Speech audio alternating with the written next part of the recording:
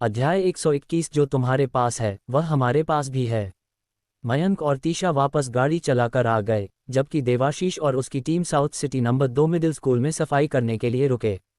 हालांकि वहां ज्यादा आपूर्ति नहीं थी, फिर भी सैकड़ों राक्षस शव, दर्जनों जीविताई बीस्ट्स और 100 आंखों वाले राक्षस को वापस ले जाने की जरूरत थी। पूरे रास्ते शन्हू विला जिले तक रिजू और अनु पूरे शिविर का आकलन करते रहे थे। बंजर भूमि के बड़े हिस्से को पुनः प्राप्त कर लिया गया था और उन पर अब फसलें बोई गई थीं, ज्यादातर मक्का, आलू और गेहूं जैसे मुख्य खाद्य पदार्थ, शेष भाग सब्जियों और फलों का था। लैम्प ट्रीज से पिछला संचय और चीकू से वांझो मनों को एकीकृत करने के बाद शिविर में अब कुल 23 लैम्प ट्री थे। लैम्प ट्रीज को प्रति निवासी विला एक लगाया गया था, जबकि बाकी खेती वाले खेतों के पास वितरित किए गए थे, खेतों को रोशन कर रहे थे और पौधों को विकास के लिए आवश्यक प्रकाश और ऊर्जा प्रदान कर रहे थे। शन्हू विला जिले में लैम्प ट्रीज के निरंतर पोषण के कारण प्रत्येक पेड़ लैम्प ट्री क्रिस्टल धारण करता था और चीकू के शिविर से जब्त किए गए क्रिस्टलों के साथ शिविर में अब लगभग 40 क्रिस्टल थे। उनमें से 20 लैम्प ट्री क्रिस्टल उपयोग में थे, जिनमें से 8 गश्त और आपूर्ति की खोज के लिए निरंतर उपयोग में थे, जबकि शेष 20 से अधिक गोदाम में संग्रहित थे, या अधिक सटीक रूप से मयंक की विलय सामग्री के रूप में। हालांकि उसे अभी तक विलय के साथ जारी रखने का मौका नहीं मिला था। ये ठीक लैम्प ट्रीज और उनके क्रिस्टलों के अस्तित्व के कारण था कि प्राचीन वर्म ट्री के बिना भी पूरा शन्हू विला जिला पूरी तरह से कोहरे में समाहित नहीं होगा। रिजू ने आश्चर्य से अपने सामने के दृश्य को देखा, क्योंकि पूरे शिविर का विकास उनके अपने दक्षिणी समृद्ध रासायनिक संयंत्र से बहुत कम खराब था। बुनियादी कृषि उत्पादन स्थापित किया गया है और अगर खेत सफल होते हैं तो वे पूरी तरह से 1000 या 2000 लोगों का समर्थन कर सकते हैं और शन्हू विला जिले के आकार के आधार पर कई और खेत विस्तारित किए जा सकते हैं। अपने दिल में उसने शन्हू विला जिले की स्थिति की गणना की। भले ही सर्वनाश के बाद के खेतों में उर्वरक और चयनात्मक प्रजनन की कमी थी, पर्यावरण आध्यात्मिक ऊर्जा ने इन कमियों की भरपाई की। यहाँ तक कि समीरन और अलका के अनुमानों ने भी सुझाव दिया कि पौधों के अंतरपीढ़ीगत विकास के तहत उपज और भी अधिक हो सकती है। इस प्रकार 1 एकड़ भूमि अधिक लोगों का समर्थन कर सकती थी, लेकिन आवश्यकता राक्षसों के आक्रमणों और उन छापेमारों को रोकने में सक्षम होना था। हालांकि रिजू स्पष्ट रूप से इस बारे में चिंतित नहीं था, क्योंकि अकेले मयंक अधिकांश संकटों को दूर करने में सक्षम था। हालांकि यह एक अच्छी बात है। शन्हू विला जिला जितना मजबूत हुआ, सहयोग और आपसी लाभ का प्रभाव उतना ही बेहतर हुआ। वर्तमान में वे अभी भी एक फायदे में थे। व्यक्तिगत ताकत के मामले में मयंक से पकड़ने में सक्षम नहीं होने के अलावा उन्हें अनुसंधान और औद्योगिक पुनर्प्राप्ति जैसे इंजेक्शन, विकसित प्रकार अनुसंधान आदि क्षेत्रों में शन्हू विला जिले से श्रेष्ठ होना चाहिए। समूह विला संख्या 9 पर पहुंचा, जहां रॉकी और अन्य पीछा नहीं किया, लेकिन ऋतिका द्वारा अस्थायी रूप से एक अन्य विला में आराम करने के लिए व्यवस्था की गई। कुछ लड़ाकू टीम के सदस्यों को रास्ते में मामूली चोटें लगी थीं और यह बबलू की मेडिकल टीम के लिए उनकी देखभाल करने का एक अच्छा अवसर था।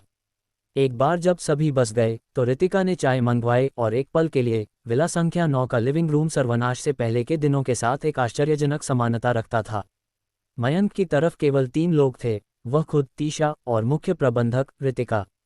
रिजू की तरफ भी 3 लोग थे, वह खुद, अनु और प्रतीक। बेशक प्रतीक सिर्फ एक मध्यस्थ था, ज्यादातर माहौल को आसान बनाने के लिए था जिसमें रिजू निर्णय ले रहा था। आपने सहयोग की चर्चा की, जो एक अच्छी बात है। ऐसी परिस्थितियों में एक दूसरे को हाथ देना दोनों पक्षों के लिए लाभकारी है। मयंक सहयोग के खिलाफ नहीं था।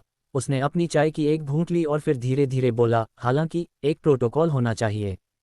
हमें स्पष्ट करने की जरूरत है कि किन पहलुओं में और हम कैसे सहयोग करेंगे। बातचीत मेज पर होने के कारण मयंक ने बहुत सारी अनावश्यक शिष्टाचारों को छोड़ दिया, जो कुछ हद तक कम विनम्र लग रहा था। लेकिन रिजू मुस्कुराया, औपचारिकता से अपरेशान, सूचना का आदान प्रदान, आपूर्ति का व्यापार, आपसी समर्थन। सर्वनाश के बाद हम में से किसी के लिए बहुत कुछ अज्ञात रहता है।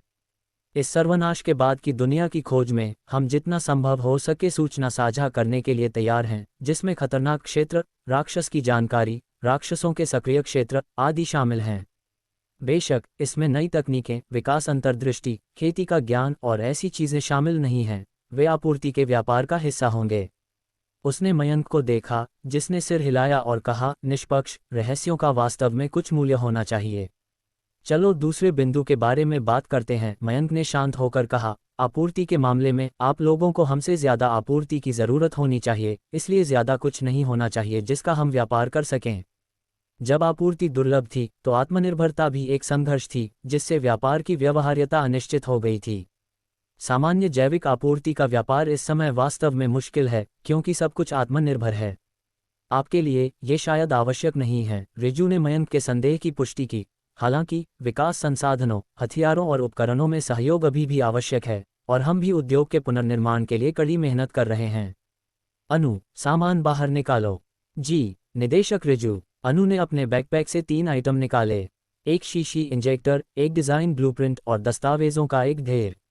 ये तानाशाह इंजेक्टर है, जो जीवित तानाशाह प्रकार के राक्षसों से लिए गए शुद्ध ऊतक से बनी एक ताकत बढ़ाने वाली दवा है, जो बदलाव को प्रेरित कर सकती है और एंजल एनवायर की ताकत को बढ़ा सकती है।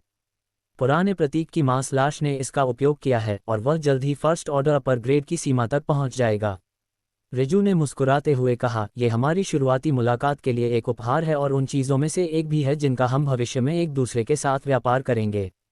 आपका क्या विचार है? शुरुआत में चौंकने के बाद मयंक हंसा और कहा, क्या संयोग है, हमारे पास भी सीरम हैं।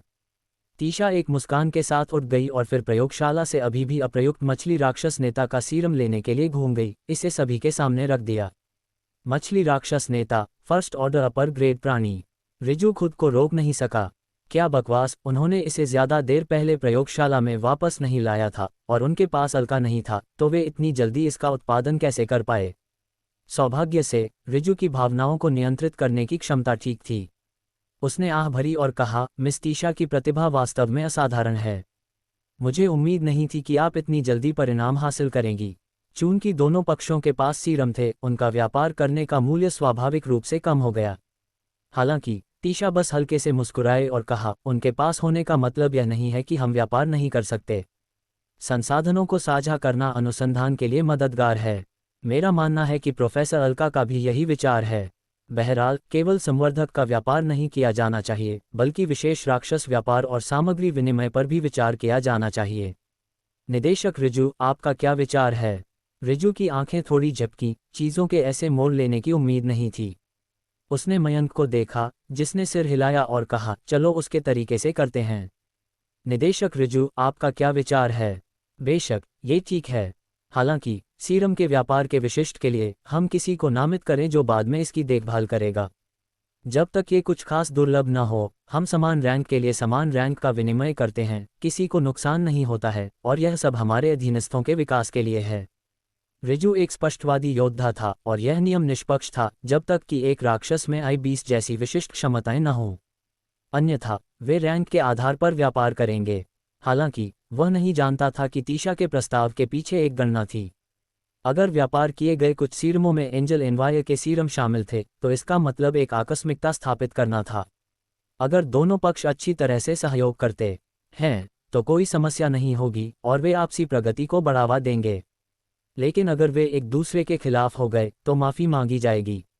जहां तक साउथ सिटी के शिविर के ऐसा करने की बात है, इस तथ्य को अलग रखते हुए कि उनका सबसे मजबूत वर्तमान में अनु और डब्बू थे और उनके एंजल एनवायर अभी भी ताकत में कमी कर रहे थे, मयंक स्वाभाविक रूप से उनका उपयोग नहीं करेगा। शन्हू विला की तरफ तीशा, देवाशीष और ऋतिका ताकत में उनसे अधिक थे, इसलिए सीरम की ज़रूरत होने की संभावना कम थी। इसके अलावा बड़े पैमाने पर उत्पादन एक मुद्दा था। प्राचीन वर्म ट्री के अस्तित्व, साथ ही I-20 और ट्री बॉर्न वर्म्स ने तीशा को बड़े पैमाने पर उत्पादन की संभावना की झलक दी, जो दूसरे पक्ष के पास नहीं थी। एक बार जब सीरम का विषय तय हो गया तो रिजू ने मयंक को एक ब्लूप्रिंट सौंपा, जिसमें कहा गया, ये प्रोफेसर समीरन के एक छात्र द्वारा डिज़ाइन किया गया है। एक क्रॉसबो तीर ब्लूप्रिंट का एक नया मॉडल पूरी तरह से धातु से बना है, जिसमें नियमित क्रॉसबो तीरों की दोगुनी ताकत है। अगर हम इसका उत्पादन कर सकते हैं तो सीमा 300-400 मीटर के बीच होनी चाहिए। इसकी शक्ति एक राइफल के बराबर और फायरिंग गति भी नियमित क्रॉसबो से सुधार की गई है। उसने एक सूक्ष्म मुस्कान प्रकट की और कहा, ब्लूप्रिंट को अद्यतन किया जा सकता है। अगर धातु गुण मानक को पूरा कर सकते हैं तो वे और भी मजबूत आइटम डिज़ाइन कर सकते हैं। आपका क्या विचार है? उसने मेरे धातु नियंत्रण को देखा है। मयंक को आंतरिक रूप से एहसास हुआ। उसने पहले अनु और अन्य के सामने धातु नियंत्रण का उपयोग किया था, साथ ही उन सभी धातु मानक क्रॉसबो का भी। स्पष्ट रूप से खुफिया के इस टुकड़े को उनके लोगों द्वारा उपयोगी जानकारी में समझ लिया गया था। इसका मतलब था कि मयंक द्वारा नियंत्रित धातु सामान्य धातु नहीं हो सकती थी। ऐसे क्रॉसबो बनाने के लिए इसकी तन्यता और ताकत बदल गई होगी। रिजु और उसके सहकर्मी निश्चित रूप से लुभाए गए थे। अभी आग्नेयास्त्रों के निर्माण में महान कठिनाइयों के साथ उन्हें एक मजबूत उत्तरजीवी बल के पूरी तरह से खेती होने से पहले एक संक्रमण के रूप में हथियारों पर कुछ नियंत्रण बनाए रखना चाहिए। निस्संदेह धातु क्रॉसबो संक्रमणकालीन हथियार थे, नए क्षेत्रों के लिए अग्रदूत। मैं इसे बना सकता हूँ। आप कितने चाहते हैं? मयंक थोड़ा मुस्कुराया, रिजु को देखा। उनके बीच पूरी समझ के साथ रिजु ने अस्थायी रूप से कहा, 1000 क्रॉसबो, 30,000 तीर। आप बहुत कुछ मांग रहे हैं निदेशक रिजु। केवल एक ब्लूप्रिंट के लिए आप ये सब चाहते हैं? ये देखकर कि मयंक सहमत नहीं हुआ, रिजु शर्मिंदा नहीं हुआ, लेकिन बस कहा, अगर हम क्रॉसबो और तीरों की उस मात्रा की बात कर रहे हैं तो आप बदले में और क्या चाहेंगे? हम उनके लिए सीरम का व्यापार कर सकते हैं, और रासायनिक बमों के बारे में क्या जो हथगोले की शक्ति के बराबर हैं। 1000 बम, साथ ही एक अतिरिक्त ब्लूप्रिंट, एक बड़ा शहर रक्षा क्रॉसबो तीर ब्लूप्रिंट जिसे वाहनों पर भी लगाया जा सकता है। मैं प्रोफेसर समीरन और उनके छात्रों से पूछूंगा। यदि संभव हो तो हम 10 शहर रक्षा क्रॉसबो जोड़ना चाहते हैं। सौदा। मयंक ने कोई और शर्त नहीं रखी। धातु हेरफेर उसके हाथों को हिलाने की बात थी, जितना सरल हो सकता था। फायदों के लिए धक्का देना लाभों को सुरक्षित करना था, लेकिन हद पार नहीं करना सहयोग की नींव को मजबूत करता था। कम से कम वर्तमान परिप्रेक्ष्य से रिजु ईमानदार था। हमारे सहयोग का तीसरा पहलू, रिजु ने मयंक से पहले बातचीत में नेतृत्व किया, जैसा कि नाम से पता चलता है, हमारे साधनों के भीतर आपसी समर्थन है, अस्तित्व के बीजों को संरक्षित करना। वास्तव में हमारे पास यहाँ आने का एक और उद्देश्य है, जो एक जगह पर हमला करने में आपकी सहायता के लिए पूछना है। अध्याय 122 बेइकिंग अनाज गोदाम। सबसे महत्वपूर्ण मामला सबसे अंत के लिए छोड़ दिया गया था, और यह स्पष्ट था कि रिजु का अंतिम बिंदु सबसे महत्वपूर्ण था। सहयोग के लिए एक निश्चित आधार के बिना उसने इस मामले का उल्लेख नहीं किया होगा। मयंक की रुचि बढ़ी और उसने कहा, कौन सी जगह? अगर मुझे सही याद है तो आपके पास कई हजार लोग हैं, कम से कम कुछ 100 लड़ाकू कर्मी और ढेर सारे आग्नेयास्त्र। क्या अभी भी कोई ऐसी जगह है जिसे आप जीत नहीं सकते?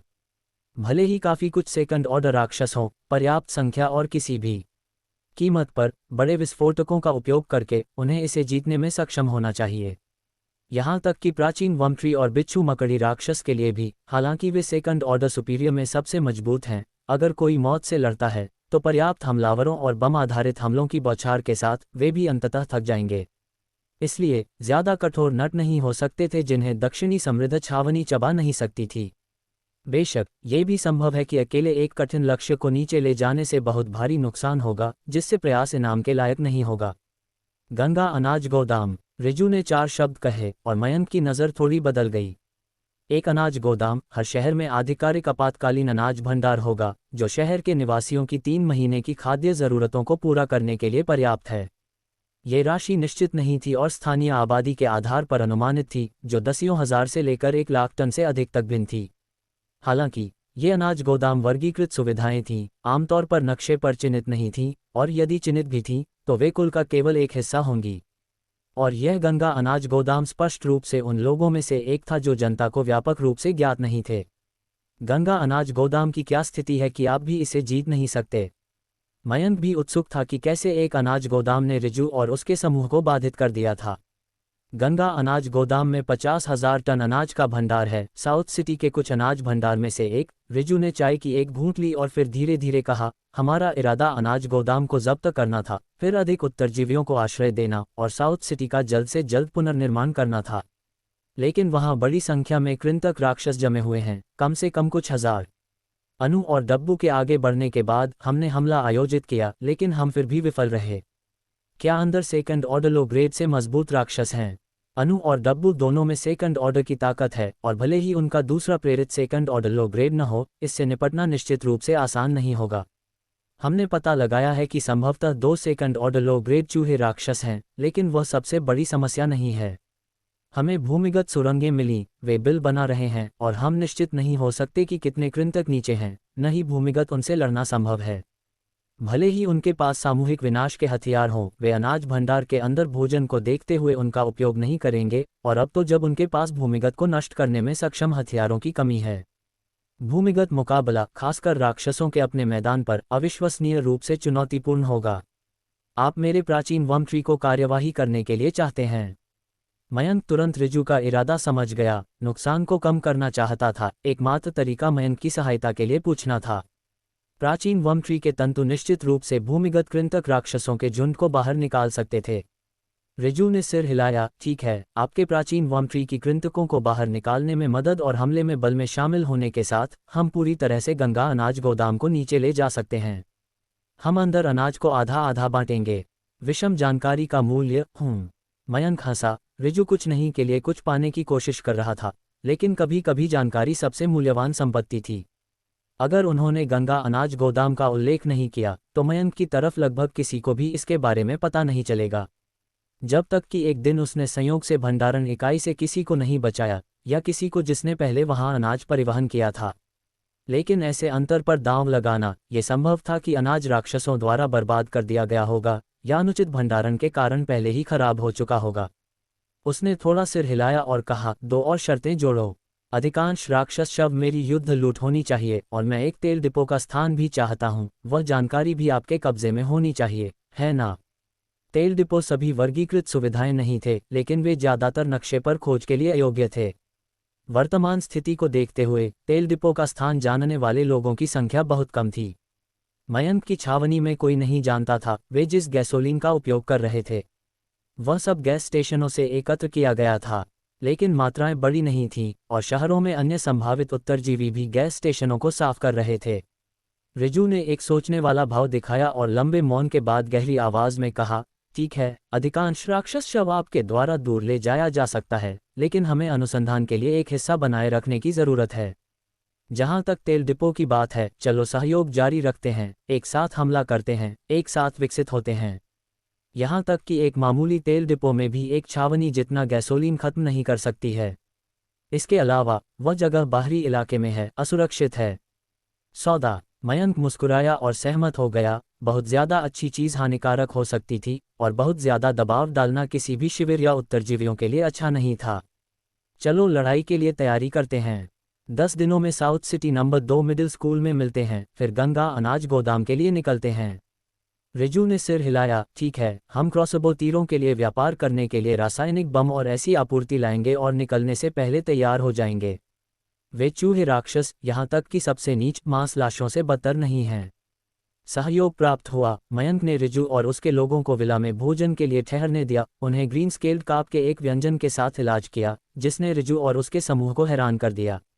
उन्होंने सोचा था कि फसलें लगाना पहले से ही उत्पादन को फिर से शुरू करने का एक तेज तर्रार तरीका था, लेकिन उन्होंने उम्मीद नहीं की थी कि मयंक ने मछली पालन शुरू कर दिया था। और उन्होंने पूछने के बाद ही पता चला कि यह केवल एक आकस्मिक पकड़ नहीं थी बल्कि एक नियोजित खेती थी। किसी तरह रिजू ने पहली बार एक जटिल भावना महसूस की, यह महसूस करते हुए कि लोगों की संख्या के अलावा साउथ सिटी कैंप केवल शैक्षणिक अनुसंधान में एक मामूली बढ़त रखता था। और यह अनुसंधान में बढ़त नहीं थी बल्कि अनुसंधान क्षेत्रों में बढ़त थी। राक्षस अनुसंधान के मामले में तीशा की प्रदर्शित क्षमताएं प्रोफेसर अलका से कम नहीं हो सकती थीं, सिवाय इसके कि समीरन भी थे जिन्होंने आध्यात्मिक ऊर्जा में बदलाव के अध्ययन पर अधिक ध्यान दिया, जिसने और भी डेटा प्रदान किया। वापस लौटने के बाद हमें विकसित प्रकारों की खोज को तेज करने की जरूरत है। डिब्बाबंद मांस खत्म हो जाएगा। खाने के बाद रिजू तुरंत अपने लोगों के साथ शनहू विला जिले से निकल गया। हालांकि गंगा अनाज गोदाम पर अगला हमला 10 दिन बाद निर्धारित था, फिर भी तैयार करने के लिए बहुत कुछ था। हथियारों का व्यापार, इंजेक्शन का उत्पादन, भोजन का परिवहन और भंडारण, सब कुछ तैयार होने की जरूरत थी। 10 दिन इतने पर्याप्त नहीं थे। यह उल्लेख करने की जरूरत नहीं है कि उन्हें इन 10 दिनों के दौरान गंगा अनाज गोदाम की आगे की टोही के लिए जिम्मेदार होना था।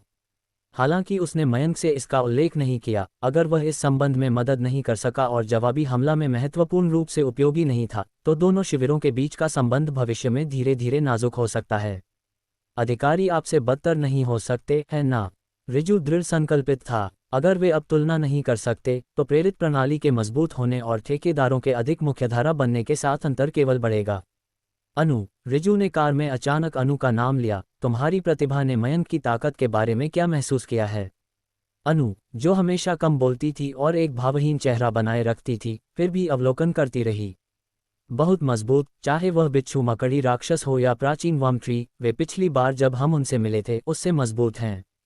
मुझे डर है कि वे पहले ही सेकंड ऑर्डर सुपीरियर हैं। अनु की आंखें थोड़ी झपकी जब उसने धीरे से कहा, मेरे खतरे का एहसास मुझे बताता है कि वे बहुत खतरनाक हैं, जिसमें मयंक खुद भी शामिल है। वह एक सेकंड ऑर्डर राक्षस से कमज़ोर नहीं है। कार में केवल 4 लोग थे। रॉकी ड्राइविंग कर रहा था, प्रतीक यात्री सीट पर और रिजू और अनु पीछे थे। सभी शिविर के उच्च स्तरीय सदस्य थे और भरोसेमंद थे, इसलिए अनु और रिजू ने विषय पर चर्चा करते समय अधिक छिपाया नहीं। सेकंड ऑर्डर तक पहुंचने के बाद अनु ने महसूस किया कि उसने कुछ अतिरिक्त प्राप्त किया है, जिसे एक प्रतिभा के रूप में वर्णित किया जा सकता है। उसकी धारणा तेज हो गई और यह पहले की तरह उसकी इंद्रियों तक सीमित नहीं थी, बल्कि खतरे के एहसास में विकसित हुई। खतरा जितना अधिक होता था, उसकी आत्मा में उतना ही अधिक दमनकारी एहसास होता था, यहाँ तक कि डर भी। वे बिना किसी वास्तविक हताहत के south city number 2 middle school में घुसने में कामयाब रहे, और उन्होंने इतनी जल्दी जवाबी कार्रवाई की क्योंकि अनु ने पहले ही अपने चारों ओर खतरे को महसूस कर लिया था। प्रोफेसर अलका का सिद्धांत सही था, रहस्यमय प्रेरित प्रणाली के अलावा मनुष्यों में ऐसे वातावरण में विकसित होने की क्षमता थी, और यह विकास कुछ असाधारण प्रतिभा में सबसे प्रमुख रूप से प्रकट हुआ था। हालांकि अधिकांश लोग केवल धीरे धीरे विकसित होंगे और अपनी शारीरिक फिटनेस में सुधार करेंगे, और प्रतिक्रिया के लिए एक एंजल इनवायर के साथ अनुबंध के बिना ये सुधार विशेष रूप से ध्यान देने योग्य नहीं हो सकता है। कई दिनों या यहाँ तक कि महीनों तक ध्यान देने योग्य अंतर नहीं हो सकता है। फिर भी मनुष्यों के बीच हमेशा उत्कृष्ट व्यक्ति होंगे जिन्हें विशेष प्राकृतिक उपहार मिलते हैं, जैसे अनु की खतरा धारणा और डब्बू की लड़ाकू प्रवृत्ति जो सेकंड ऑर्डर में उभरी। लेकिन मयंक, ऐसा लगा, उसके पास शुरुआत में ही विकास के लिए राक्षसों को खाने की क्षमता थी, और इसने प्रेरित प्रणाली को पूरक बनाया। प्रोफेसर अलका ने यह भी सोचा कि क्या ऐसी असाधारण प्रतिभा वास्तव में एक प्रतिभा थी। सौभाग्य से इसके बावजूद मयंक अभी भी मानवता की तरफ था। अनु का जवाब सुनकर रिजू ने धीमी आवाज में बुदबुदाया, सेकंड ऑर्डर सुपीरियर, यह अंतर फर्स्ट ऑर्डर इंफीरियर और फर्स्ट ऑर्डर पर ग्रेड के बीच की तुलना में बहुत बड़ा है। लेकिन यह अच्छा है, कम से कम यह इस ऑपरेशन को अधिक सुरक्षित बनाता है। अनु, 10 दिनों में आपको और डब्बू को अपने दूसरे एंजल एनवायर को जितना संभव हो सके आगे बढ़ाने की ज़रूरत है। अगर आप अपनी प्रजातियों के साथ एक अवरोध पर पहुंच गए हैं, तो विकास और सफलता प्राप्त करने के लिए जितनी जल्दी हो सके दिव्य दीक्षा अनुष्ठान को पूरा करें। दक्षिणी शहर गार्ड परिवहन वाहनों की तलाश करेंगे, जबकि साथ ही राक्षस की जानकारी की खोज करेंगे ताकि आपको अपनी सफलताओं में सहायता मिल सके। रिजू रुका, थोड़ा माफी महसूस कर रहा था, और कहा, प्रोफेसर अलका की अवधारणा के अनुसार चून की विकास में अनुष्ठान में भक्षण शामिल है। हमें इसके लिए अधिक उपयुक्त राक्षसों का चयन करना चाहिए, लेकिन फिलहाल हमें बड़ी तस्वीर पर ध्यान केंद्रित करना होगा। चून की एंजल एनवायर केवल एक नहीं है, तो फंक्शन पर ध्यान केंद्रित करना और विकास के लिए विभिन्न अवधारणाएं अनिवार्य रूप से होंगी, जिससे एक ठेकेदार की समग्र शक्ति मजबूत होगी और कमजोरियां ढकी होंगी। उदाहरण के लिए, मयंक के 2 एंजल एनवायर का स्थान काफ़ी अलग है, निस्संदेह एक दूसरे के पूरक हैं। लेकिन फिलहाल डब्बू और अनु दोनों में उनके पहले और दूसरे एंजल एनवायर के साथ महत्वपूर्ण ओवरलैप हैं। एकल मुकाबले में मजबूत, लेकिन विभिन्न अन्य पहलुओं में कुछ कमी है। सामान्य तौर पर दिव्य दीक्षा इसे विकसित कर सकती थी और इसकी भरपाई कर सकती थी, लेकिन अब चयन के लिए समय नहीं है।